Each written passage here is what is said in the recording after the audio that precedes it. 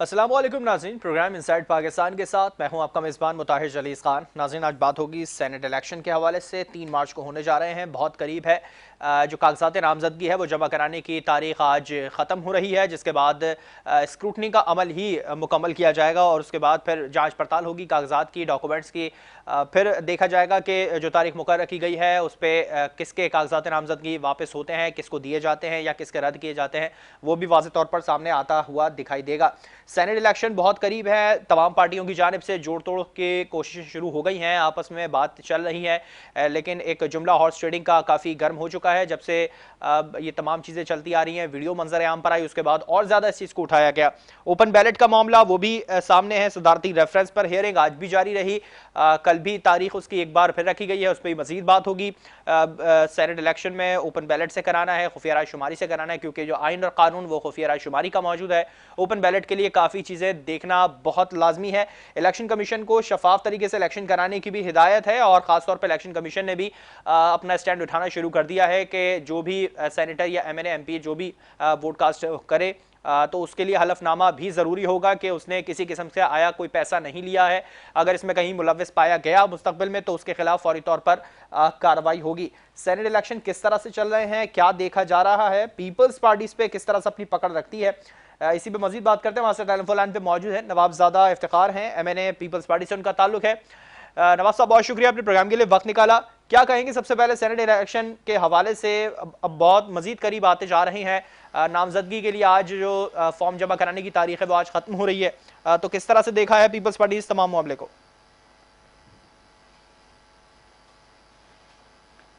नवाब साहब को हमारी आवाज आ रही है? Hello hello. नवाब साहब को हमारी आवाज आ रही है? जी जी।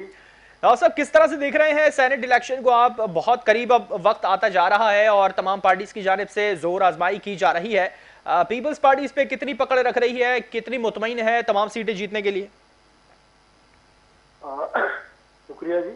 जी। मेरा ख्याल है इस वक्त तकरीबन जो सूरत हाल बनी हुई है 10-12 दिन 13 दिन बाकी हैं और गैर यकीनी सूरत हाल है कि अभी तक कोई फैसला नहीं हो सका सुप्रीम कोर्ट से सही। कि ये किस तरीके इलेक्शन होना है, सीक्रेट बैलेट है, शो ऑफ हैंड है या किस तरीके से।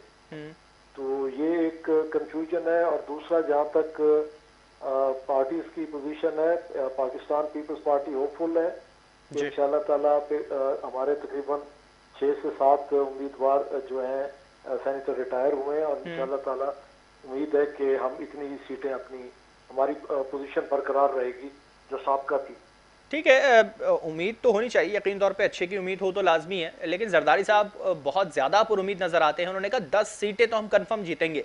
इतनी पुरुमीद, इतनी उम्मीद किस चीज़ से लगाई जा रही है? क्या वाकई जो हॉर्स ट्रेडिंग का जुमला इस्तेमाल किया जा रहा है वो हो भी रहा है पूरी तरीके से?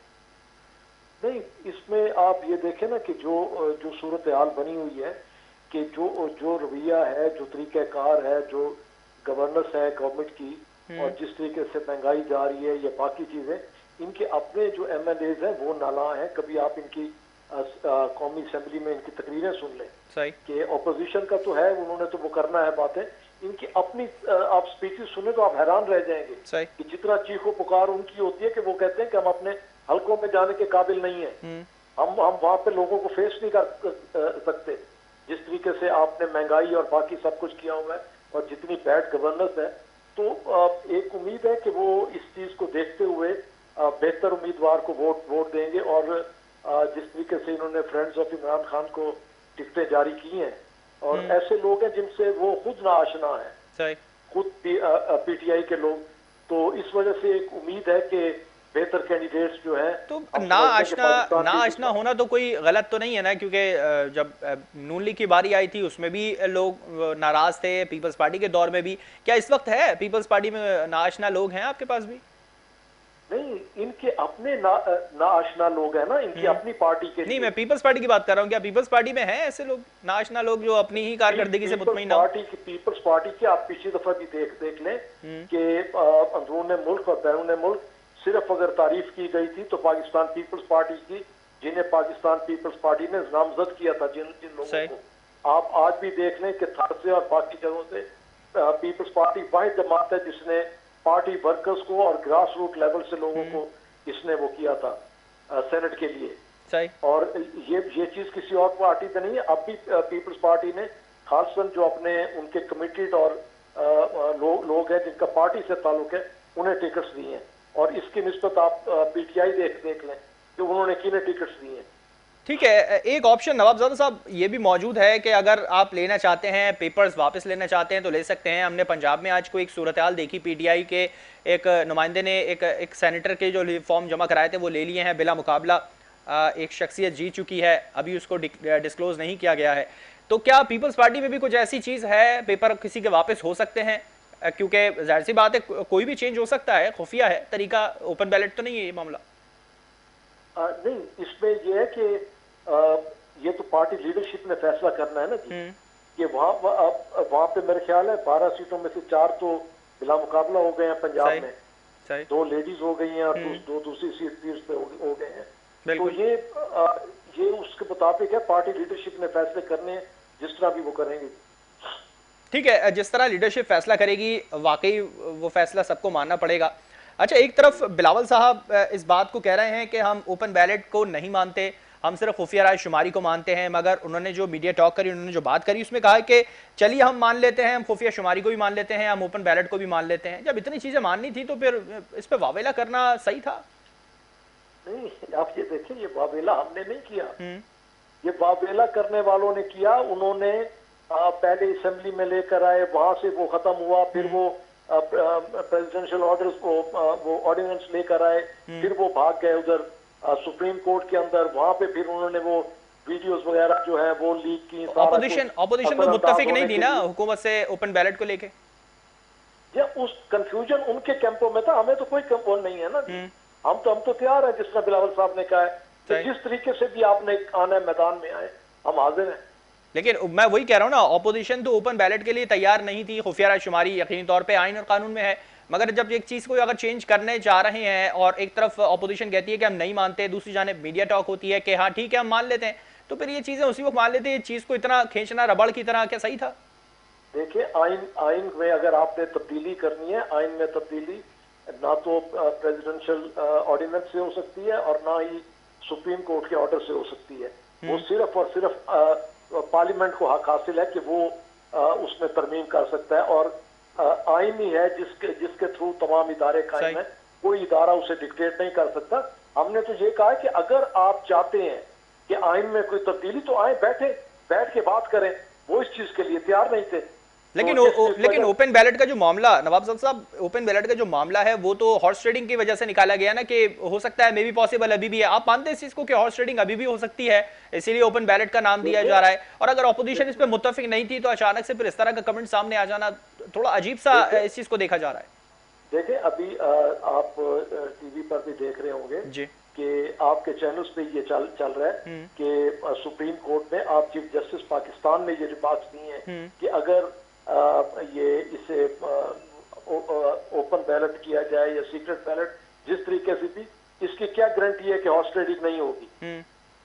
देखिए, जब तक आप अब जो एग्जाम्पल बनाया जा रहा है कि बिकने वाले कौन थे, सही, किस जमात के थे, पीटीआई, खरीदने वाले कौन थे, पीटीआई, वीडियो बनाने वाले कौन थे, पीटीआई, वीडियो लीक करने वाले कौन थे, पीटीआई, सुप्रीम कोर्ट में जाने वाले कौन, पीटीआई।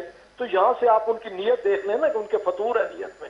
अगर वो मुखलिस होते तो वो बैठ के डायलॉग करते, वो अपोजिशन पार्टी के साथ। वो तो कहते हैं हम बैठने को तैयार नहीं है। तो किस तरीके से आप ये करें? चलिए ये मान लेते हैं कि बिकने वाले पीटीआई के थे, तो क्या खरीदने वाले भी पीटीआई के थे? ऐसा हो सकता है कि एक ही पार्टी में रहते हुए आपस में ही खरीदो फरोख्त हो रही है टिकट की? मे भी पॉसिबल हो सकता है कि ऑपोजिशन हो, उसमें बैठी हुए दूसरी पार्टी के लोगों ने उन्हें खरीदा हो। देखिए, वो खुद जो बिके हैं, जो स्टेटमेंट्स दे रहे हैं टेलीविजन पे आके कि हमें किसने पैसे दिए, किसके घर पे वो एक एक चीज वो सारा बता रहे हैं। और वो साहबान जिन्होंने बीच में पार्ट प्ले किया, आज भी एक डिफेंस मिनिस्टर है, एक कौमी असेंबली के स्पीकर हैं, वो उस वक्त वहां पे स्पीकर थे जिनके घर पे ये सब कुछ हुआ। और फिर वो फिल्म तो उन्होंने तो मुस्तरद कर दिया ना इस बात को कि हम नहीं मान रहे, इस चीज को नहीं एक्सेप्ट कर सकते, क्योंकि जब तक पूरी तहकीकात चले, उस पर तो हो रही है तहकीकात, अब हम मान सकते हैं उसको कि अगर हो जाए तो ज्यादा अच्छा है। अच्छा, सदारती रेफरेंस में मैं अगर बात करूं, वाली कमेटी के सरबराह भी वही हैं। ये तो सर अब मैं एक ही कमेटी की नहीं, तब तो तकरीबन सारी कमेटी उन्हीं के पास जा रही है। मैं सदारती रेफरेंस पे अगर बात करूं, किस तरह से देख रहे हैं सदारती रेफरेंस पे समात को, क्योंकि काफी ज्यादा यकीन तौर पे वैलिड और स्ट्रांग क्वेश्चंस होते हैं सुप्रीम कोर्ट के, और अटॉर्नी जनरल इसके सही तरह से जवाब नहीं दे पा रहे हैं, इलेक्शन कमीशन को भी काफी हिदायत दी जा रही हैं, किस तरह से देख रहे हैं आप इस चीज को? देखिए, वो कोई जिम्मेवारी लेने को तैयार नहीं है। सीक्रेट बैलेट पूरी दुनिया में यही तरीका राइज है कि प्राइम मिनिस्टर और इनका स्पीकर और चेयरमैन सेनेट का ये होता है सीक्रेट बैलेट के थ्रू, और फिर ये वोट का तकद्दुस इसी में है।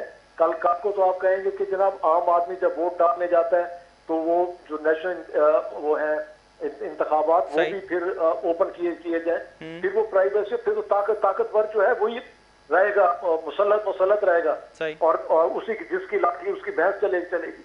तो ये सारी चीजें हैं। अब जिम्मेवारी सुप्रीम कोर्ट लेने को तैयार नहीं है, वोट डालना चाहती है इलेक्शन कमीशन पे, इलेक्शन कमीशन वो लेने को तैयार नहीं है, कोई भी, और अभाव पैदा क्यों है कि 12 के 13 दिन सिर्फ रह गए। लेकिन ये इसकी तो कोई सजा भी नहीं है ना, कि अगर आप अपनी पार्टी को छोड़ के किसी और पार्टी को वोट देते हैं, इसकी सजा नहीं है। सुप्रीम कोर्ट ने आज वाज़ेह तौर पे बोला इसकी सजा नहीं है, सजा इस चीज की है कि वोट की खरीदो फरोख्त हो तो फिर सजा मिलेगी ना। जी हाँ, अगर वो साबित होता है खरीदो फरोख्त, तो फिर अगर आप अपने जमीर के मुताबिक कोई आपको कैंडिडेट पसंद नहीं है, आप उसे वोट नहीं देते, तो उसके लिए कोई सजा नहीं है। चलिए, मैं आखिर में बस ये सवाल आपसे करना चाहूंगा, जिस तरह से पीटीआई पर उम्मीद है कि हम अक्सरियत से सीटें लेंगे, जरदारी साहब ने आज कहा है कि हम कम से कम 10 सीटें तो लेंगे बहुत स्ट्रांगली। आपके साथ इत्तेहाद में मुस्लिम लीग नून पीडीएम के प्लेटफॉर्म पे बैठे हैं, क्या उम्मीद लगाई जा सकती है उनसे? आप क्या कहना चाहेंगे एज अ पार्टी के तौर पे, पीपल्स पार्टी की जानिब से या पीडीएम के प्लेटफॉर्म से, क्या इस पॉइंट को रेस करेंगे? और जिस तरह से परवेज रशीद साहब के आज जो पेपर डिसोन कर दिए गए हैं, डिसएग्री है उनसे इलेक्शन कमीशन, क्या कहेंगे उस पर? देखिए, मैं ये समझता हूँ कि हमें एतमाद है इंशाल्लाह ताला, पीडीएम की सारी जमातें मुतफिका तौर पे, उन्होंने जिस तरह इस्लामाबाद की सीट पर जनाब सैयद यूसुफ रज़ा गिलानी साहब को अपना उन्होंने कैंडिडेट बनाया है, तो वो इंशाल्लाह ताला भरपूर तरीके से अपनी जो उनकी कमिटमेंट है उसके मुताबिक वो चलेंगे। चलिए, बहुत शुक्रिया नवाबजादा इफ्तिखार साहब, आपने प्रोग्राम के लिए वक्त निकाला। पीपल्स पार्टी काफ़ी ज़ोर आजमाई कर रही है मुस्लिम लीग नून की तरह, मुस्लिम लीग नून भी पूरी तरह से ज़ोर आजमाई अपनी कर रही है कि ज़्यादा से ज़्यादा जो सपोर्टर्स उनको मिल सकें वो उन्हीं के पास रहें, कहीं और ना जाएं। मगर जो सदारती रेफरेंस और उसमें काफ़ी ज़्यादा सवालात ऐसे कि अगर इसको ओपन बैलेट पे रखते हैं तो क्या सूरत हाल रहेगी, खुफिया राय शुमारी पे अगर इसको रखते हैं तो क्या सूरत हाल रहेगी, इस पर भी बात करेंगे। एक ब्रेक के बाद हमारे साथ रहेगा।